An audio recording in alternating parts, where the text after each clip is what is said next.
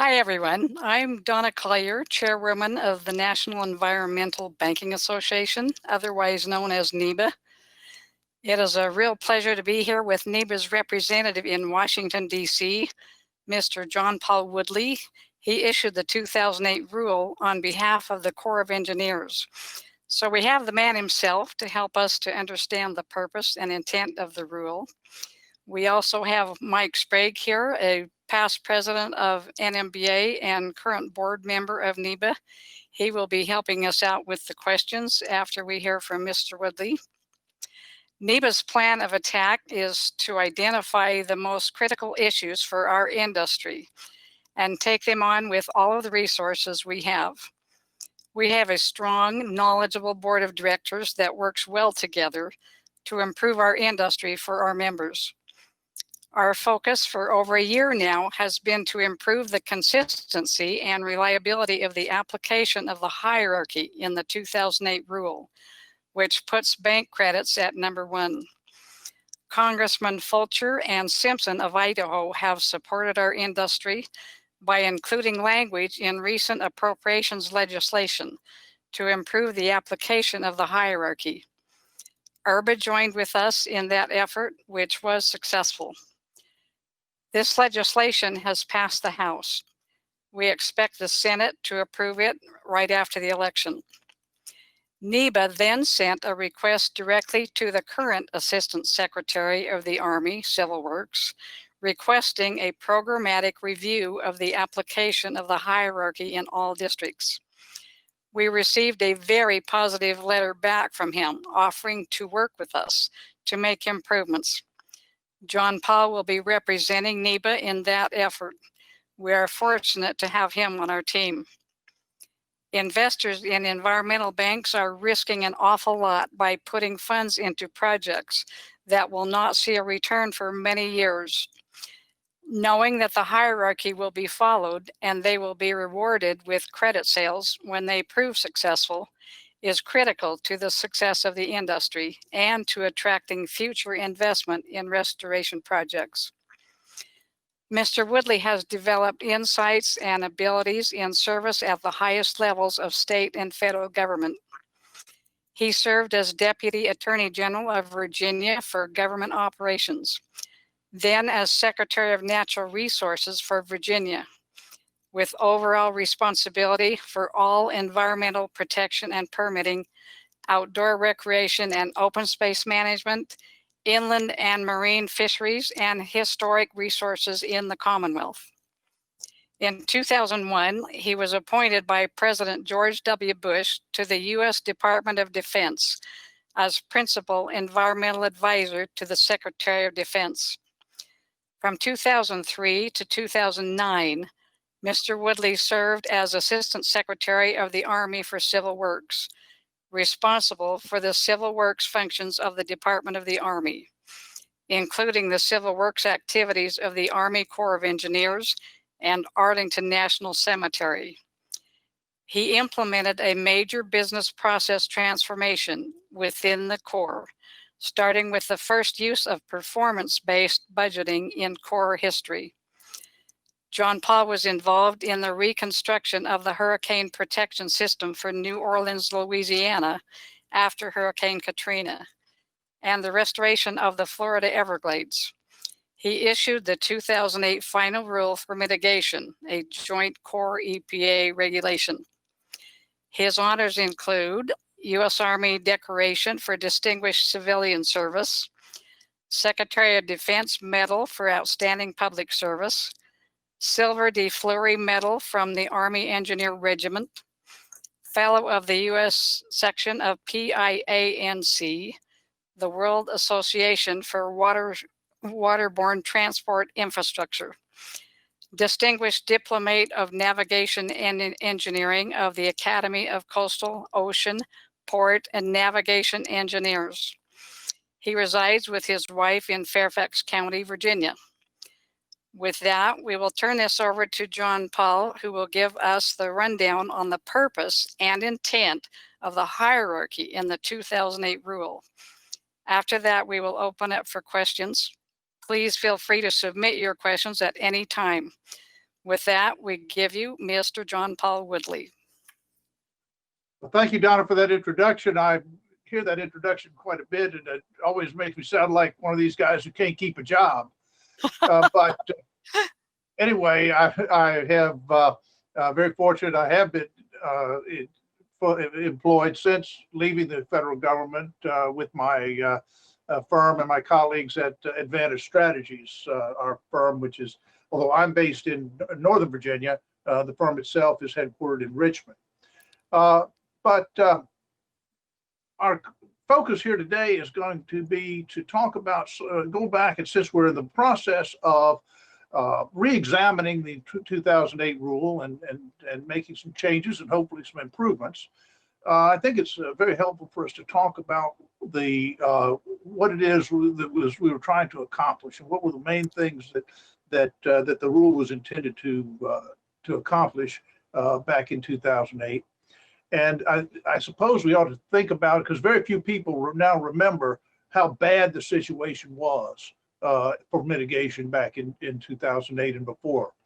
The National Academy had been commissioned and had spent a great deal of time and effort looking into the Corps' mitigation activities, and basically found them wanting on almost every aspect. We couldn't show that the mitigation was successful. We couldn't show that the mitigation was taking place. We couldn't show that the impacts that were undoubtedly taking place had been properly mitigated in any systematic way. And we had a system going that was tended to create fragmented pockets of mitigation for small impacts that were usually only minimally viable, certainly very, very tenuous in their capacity for wildlife habitat and other important values that we're trying to mitigate and trying to preserve. And so the message was very, very clear that whatever we had then, whatever EPA and the Corps were trying to do, it was not working. It was, and it needed a thorough overhaul. And so that's the spirit that animated the mitigation rule. And Congress was very strongly encouraging the Corps and EPA to get to work and produce a rule that joint rule that would put the mitigation on a modern footing. And so the mitigation rule was intended to do two things. First, or I want to focus on two main aspects of it. And the first is the hierarchy, which gives a preference for the use of mitigation banks in the mitigation process. And the second thing is the interagency review team, which was intended to bring all of the agencies that were necessary together to and so that that everyone had the same picture, and you didn't get a lot of iterative review that would slow the process. I consider the hierarchy of mitigation to be the heart and soul of the mitigation rule, and that's because the mitigation rule is intended to foster the use of mitigation banks, and for the very good reasons that have been well established scientifically and economically. The first is that the mitigation bank, of course, can produce mitigation on a much larger scale. It's on almost a landscape scale, as opposed to fragmentary mitigation. And the second thing is that having the mitigation in a mitigation bank, where you can impose monitoring requirements, financial assurances, and other important requirements to ensure that the mitigation is required. And that's in addition to the fact that you get in a mitigation bank, the mitigation actually takes place in advance of the impact that is being permitted. And so you get a temporal aspect to the mitigation benefit as well. But it was perfectly clear that unless the mitigation bank was put on a firm footing in terms of its regulatory posture, which didn't exist prior to that time, and was given a firm preference in the mitigation rule, so that regulators, when they sought to permit unavoidable impacts, would be required by the rule to accept mitigation bank credits before they accepted any other form of mitigation. Is unless and there's flexibility built into the rule. There has to be, but unless they can demonstrate that for some reason accepting that mitigation bank as the mitigation strategy was not in the public interest, they should go straight to the mitigation bank. And the purpose of that is that one of the benefits of, and one of the things that we were seeking to do in establishing the mitigation rule was to bring talents to the table that in the mitigation arena that did not exist in federal or state government. It's simply not their expertise. And that is the expertise of the business people, the expertise of the free enterprise entrepreneurial spirit that has, in my opinion, is one of the great founding principles of this country. And the mitigation bank brings that to the table. Mitigation bank developers are business people, and our regulators are not. And they are able to price the mitigation and give it a price in the marketplace that it otherwise doesn't exist. And so that was a very, very important aspect of the mitigation rule, and one that we had went to great deal of difficulty to put that in place.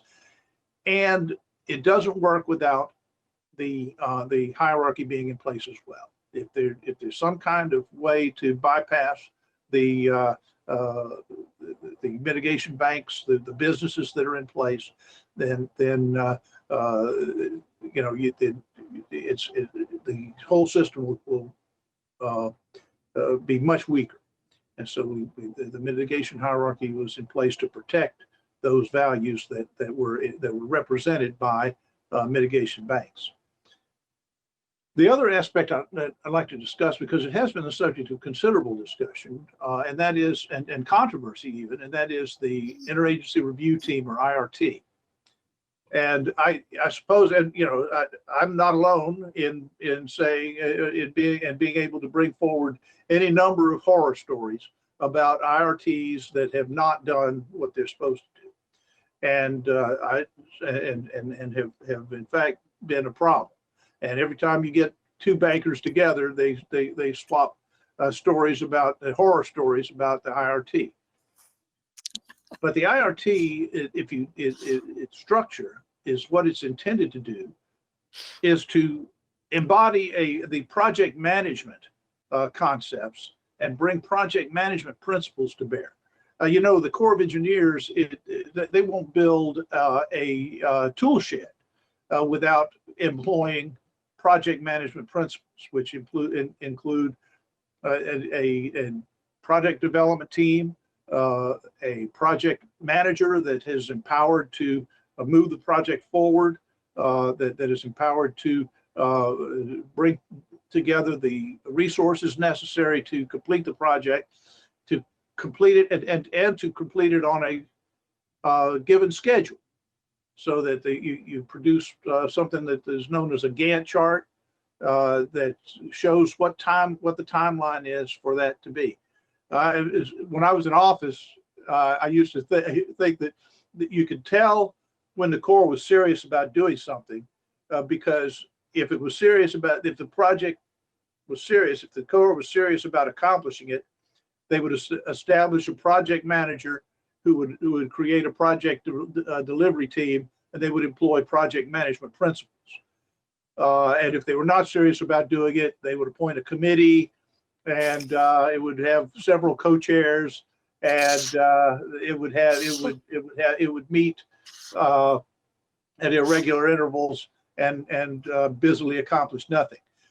And that tells you something. That is that the project, the IRT, seen as a project delivery team in the context of a project management structure, makes a lot more sense.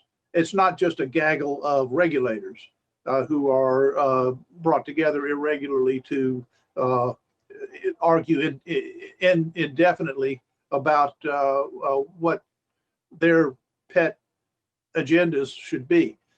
Instead, it's a group of people who are led by a project manager and led to a goal on a timeline that establishes, and the goal being a recommendation. Not the goal is not approval of the bank.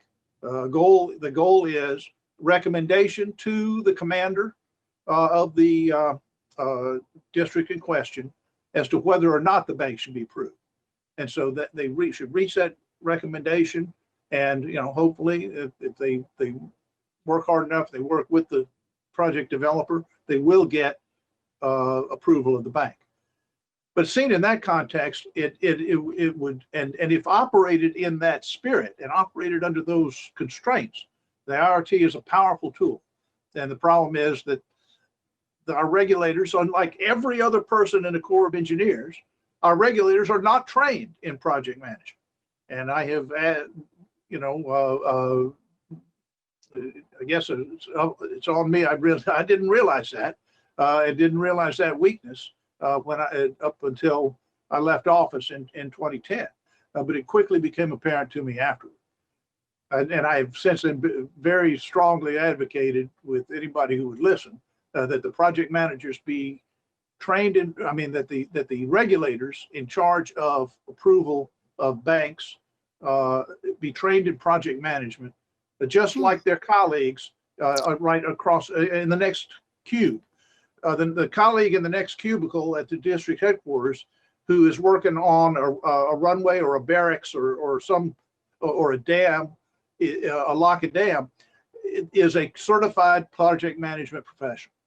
And every Corps of Engineers district commander is required by the Chief of Engineers to be a certified project management professional. And so the Corps of Engineers regulatory people who are, they're brilliant people, and I love them. They are very dedicated, and they work extremely hard. They're underfunded and overworked. I have no doubt about that. I've seen it myself. And they are not trained in the kind of project management skills that are needed to really get improvement and really operate the IRT system, the IRT concept, the way it should be operated, the way it was intended to be operated. So I've gone on for quite a while, Donna. I know we're wanting to leave some time for questions, and I hope that we have excited some interest and got some questions out there. Well, thank you, JP. You have an insight that we rarely hear. We really appreciate your adding your judgment and experience to our industry. We need this pretty bad. Mike, do we have any questions? Well, we do have a question initially. JP, to be successful, what things do you think an IRT should do, perhaps, and maybe shouldn't do? Okay, well, that's a topic that among us we've been thinking about very hard. But the number one thing I've already touched on. The IRT should operate as a project delivery team in the context of the project management principles, and that means they operate. They understand the resources needed to complete the project, and the time needed to complete the project, and they establish a firm timeline and schedule for completing the project, and they adhere to it, and they understand when they don't. The second thing is that they should recognize that the regulation puts the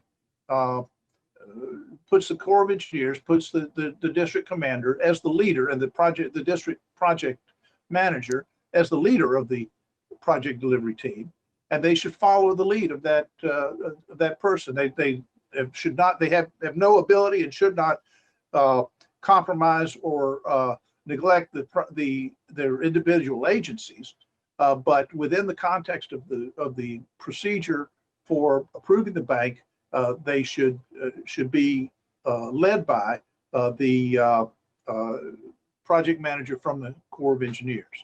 If their authorities don't allow them to agree to some situation, well, then that's the law. Then that is going to have to be respected.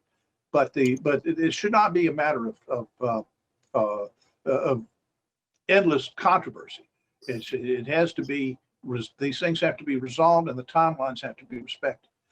The other thing is that the members of IRTs, and this is something that is probably my number one pet peeve, and that is they should recognize that you don't, once an issue is resolved and some form of consensus is achieved, even if you don't agree with it, especially if you don't agree with it, and if you feel like that it's not the ideal solution, it's a process foul to reopen it later in the process. Resolved matters need to remain resolved and not be reopened later in the process. And then the other thing is sort of a corollary to that, and that is that regulators need to the members of the IRT are there because of their role with their own agencies, and they need to respect that and not encroach on the roles of the others. The shorthand I have for that is they need to stay in their lane, and it's something that is hard to do, and there's a lot of temptation to go wandering all over the map and deal with issues that don't pertain to your expertise or your responsibility. But that temptation should be resisted if possible. That's great. There's another question here. If a banker or presumably a bank is bypassed, what is their recourse? That is an excellent question. I think, and I have to say, it's a little embarrassed to say that it points to a weakness in the rule, because the answer to that is not at all clear. The Corps has given itself, and Corps and EPA have given themselves in this rule a great deal of discretion, and that's not necessarily bad. It is that you're trying to do a rule of uniform application and apply it to an infinitely varied landscape, and so that the Corps does have. The hierarchy is in place. They're told to do this, and the regulation governs their activities. But there's no enforcement. There's no hammer. I guess there's no bad thing that happens if it's not followed. What you can do, if you, at least for an individual permit, is if a permit is noticed for public comment, and you get a hold of it, and it shows that they're doing some half-baked permittee responsible concept when they've got a perfectly good bank that's well within the service area, then it's a comment you can make to the permit, and I would expect you would probably have standing to litigate and to oppose the issuance of the permit because it does not meet the requirements of the law under the Administrative Process Act. But